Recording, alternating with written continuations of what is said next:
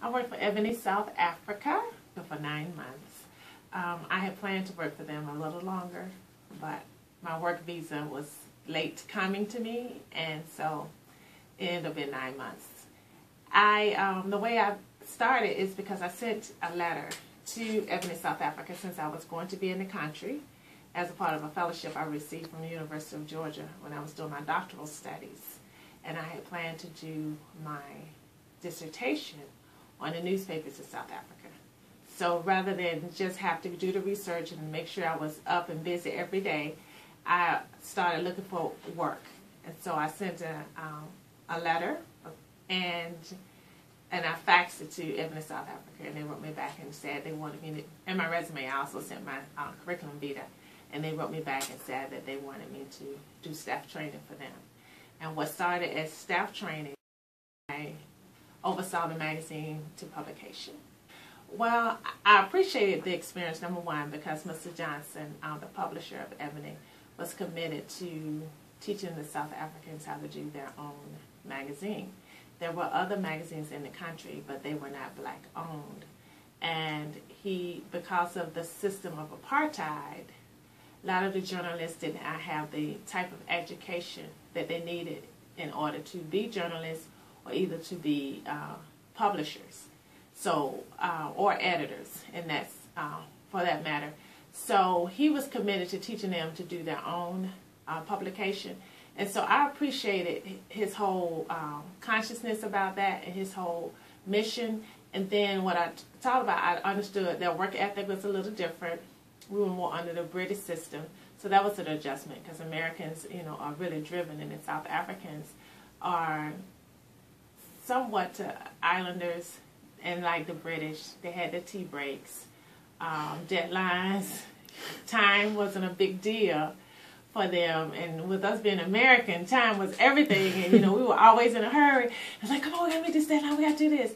When they were a little more laid back, but I appreciate the opportunity to teach them, to give them something that they normally would not have, and then teach them the way, more American style journalism, which we think is the best, but also help them to improve their skills and their writing skills. And the South African system, for one thing, the television stations was government owned. So with it being government owned, there were they didn't have the kind of freedom that we have, number one. And a lot of the information was filtered through what the government felt that people needed to know. And then another difference I saw was, again, I was with deadline and our work ethic, about being on time, giving a full day, etc. And staying till the job is done is what we expect our journalists to do. When in essence, they were more like office workers. When 5 o'clock comes or something, it's time to go home. Well, we have finished.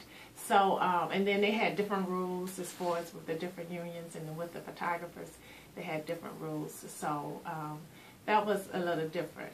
Well, I had to understand the culture. I was a woman in the newsroom, and I had to manage some male writers, and they're not usually accustomed to taking orders from women. I had to make sure I endeared myself to them, and so that it would not be a problem. But they always was interested in learning, so then that was the help, and they knew I was the one to teach them and to train them. And another difference was to improve the quality of work, because like some of our photographers were experienced photographers, and then the managing editor was a photojournalist. But some of the film that will come back will be blurred, some of the images will be blurred, etc. And so we spent time talking to them about quality and what Ebony quality meant as opposed to any other. Their writing was okay, but to get them to have a little more flair with their writing and to improve their writing. Overall, that I think most editors have to do to work with even American writers.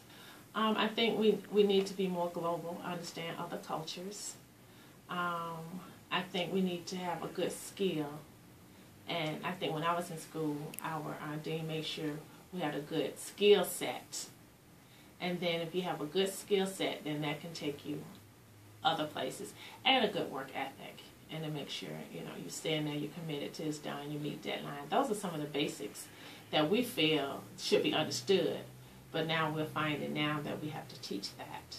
And to make sure you know your skill, and then you have a good skill set. Amen. I would hope to think we're critical thinkers, and just because we're presented with certain information, we can analyze it. I think you have a lot of news analysis on TV now, but sometimes when you read stories, people depend on journalists to report the truth, and we need to make sure it is the truth. And some people go from what's true for that day, but we hope for whatever's true for that day will be true for the next day. But, you know, we can always update stories. And I think as I read online, I don't know who's doing the writing, but I find quite a few errors in grammar, especially on, like, the television websites. Mm-hmm. Grammar errors, misspelled words. And I think we need to still make sure we have some of those basic skills and make sure we do a good job of honing those skills and make sure we work on that. And then the critical thinking is good too. I don't think we have a long way to go, but I think we still need to be prepared to compete. I'm not sure about what the diversity is on some of the majority publications, like Southern Living, Ladies Home Journals, even Oprah, and especially National Geographic. I think they still don't have hardly any diversity in that publication. So we still need to strive to be represented on those publications, because even though they may think, they try to make us one-dimensional. We may think no blacks want to work for National Geographic, but I'm pretty sure that is not true, and that we still need to be recognized. I think we still have some way to go. And it's not because we don't have the skills.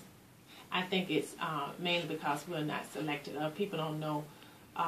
People have such a small network. And usually your networks look like you. And so until we can infiltrate those kind of, networks, then we'll probably still be somewhat excluded, and I would say excluded. Well, I do know that views are skewed.